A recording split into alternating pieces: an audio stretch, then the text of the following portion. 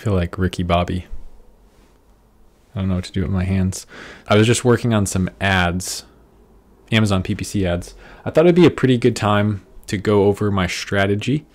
I do like this. I feel like I can be free. Yeah, a lot of you have been asking for Amazon FBA PPC video. I'm going to do that today. Thanks for putting up with my intro. Let's get into it. Whoops, I turned it into a short. Hang on. We have a pretty big season coming up for our product. We have slightly seasonal, actually pretty heavily seasonal product, but by seasonal, I don't mean like it stops selling in the off season. So in, like the winter months, we don't do as well. But we're making this big push, lowering our sales rank a bunch this week. Anyway, pretty cool. Just, tacos anyway, is at 17%. Figure the best way to do this is to just legitimately optimize my ads. And then I'll talk about what the campaigns are. Maybe even build one new example campaign. So this first screen here is just like I've sorted by last 7 days. I've spent $1,500 for about 1 million impressions. ACoS is 34.35%, and the direct ad sales were $4,478.72.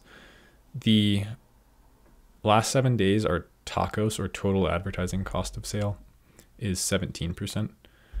So you can do the math there. That's what we actually ended up paying once we factor in organic sales as well. So the first campaign we're optimizing is a product targeting campaign. I've got it sorted by spend right now. And this campaign is titled Sponsored Products - Product Targeting - Operation Destroy, and then in quotations, competitor's name - exact - fixed bids. This campaign spent $172.73, and it looks like we have a 30% ACoS on that. So we made $600 in sales last week, $559 from that specific product targeting campaign.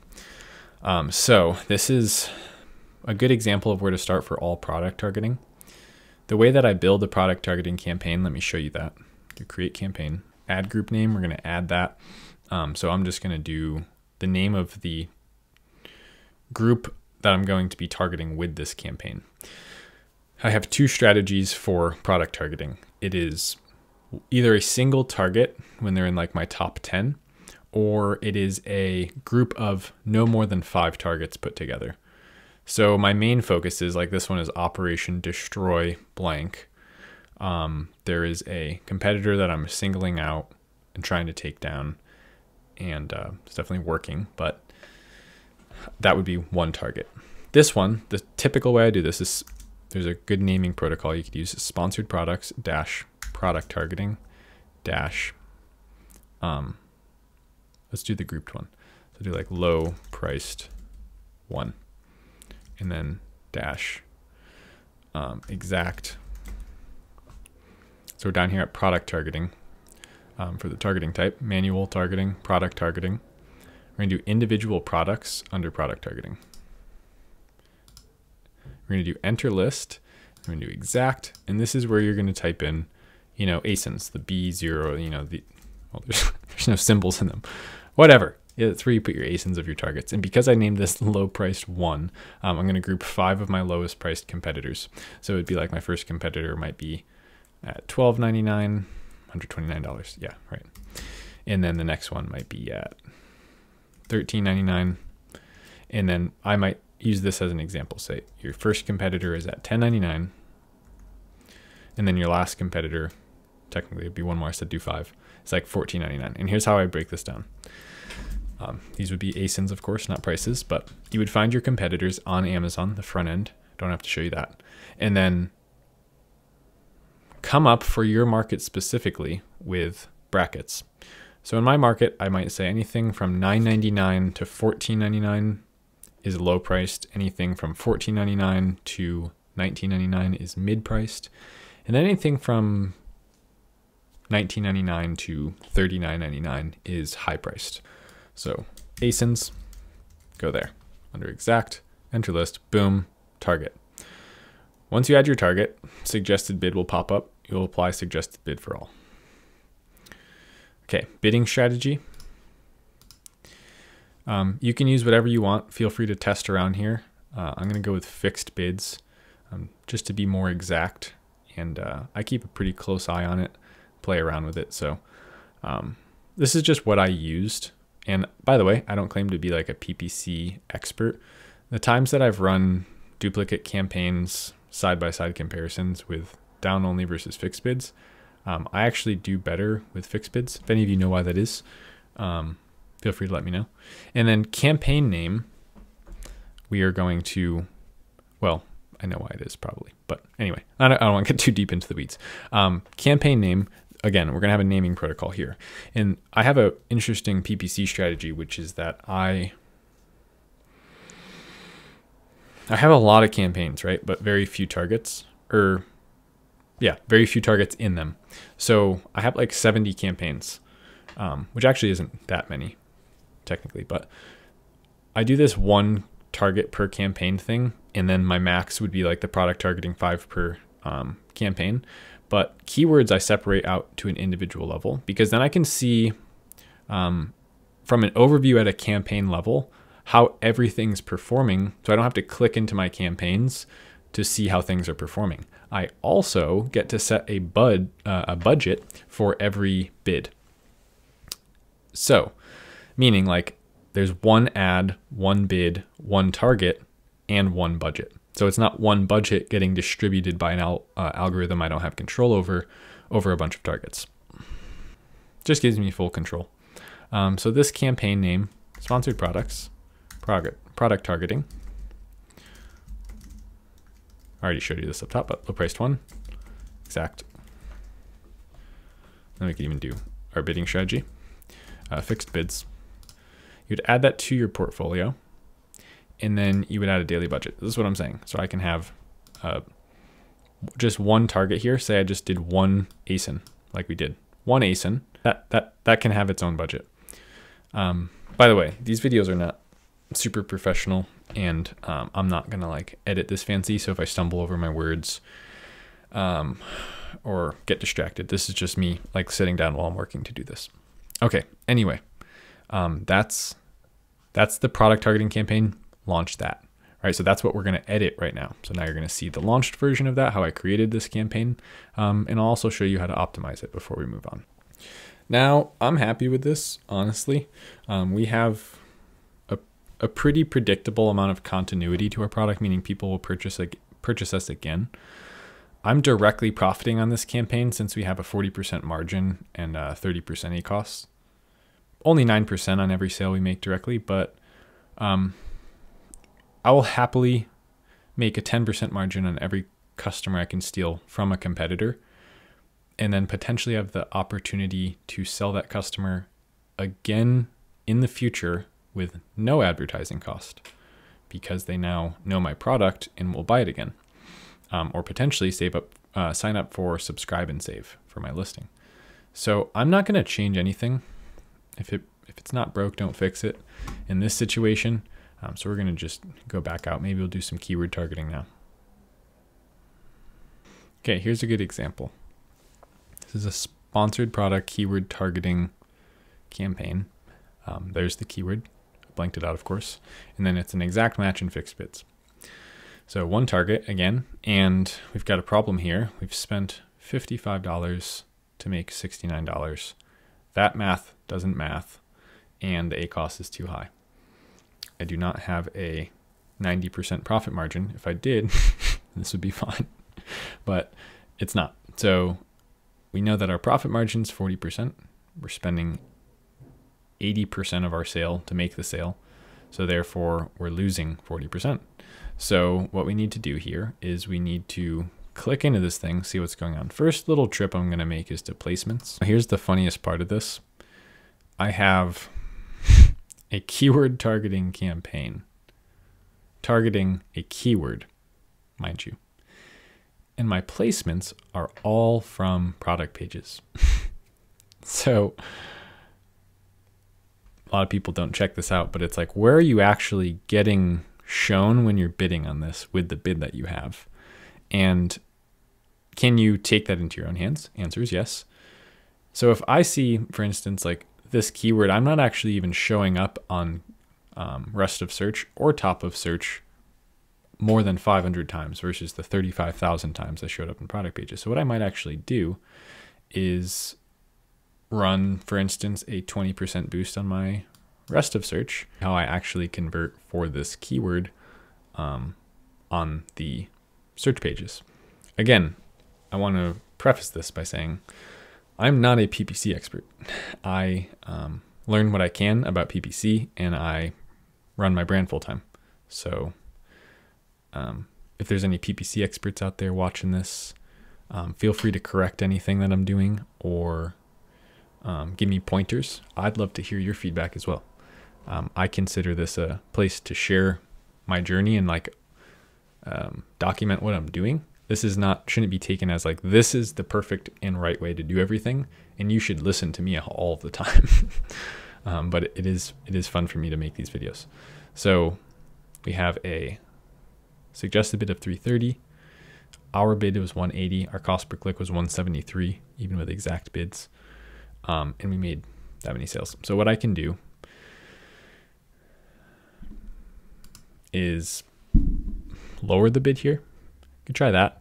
I had 32 clicks, so a lower bid could potentially work. I'm at 1.8. We want to be cautious not to shake a bid around too much. Use like a bumper of 20% on either side. And we'll just check back in 5 to 7 days from now and see how she's doing. So that was a keyword targeting campaign. I'll show you how to build that as well. So we'll do create campaign, sponsored products, continue.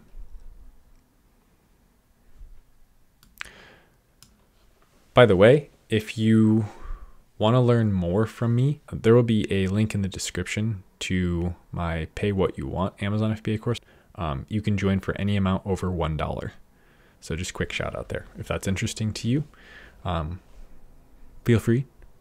Come join us over at Savage Sellers, and look forward to seeing you in there. We do live call once every 2 weeks, and we have course videos coming out every week. There's a catalog of course videos existing. I did an interview with some tax professionals. I know people always have questions about that. That's in there. Product research videos, you name it. But anyway, back to the video. So ad group name, we just make that the target keyword targeting. Enter list. We're gonna get rid of phrase and broad, and we're just gonna enter the exact keyword that we want. Add keywords. Bid, you should have a suggested bid. I would just apply that and start there. Go fixed bids, and really nice and simple, just sponsored products, keyword targeting, the keyword that you're targeting, exact, and fixed bids. So it's important that we use fixed bids. Thank you. It's important that we use some type of structure here, or standard way of doing things and naming things, because it's important that you be organized and actually understand what's happening here.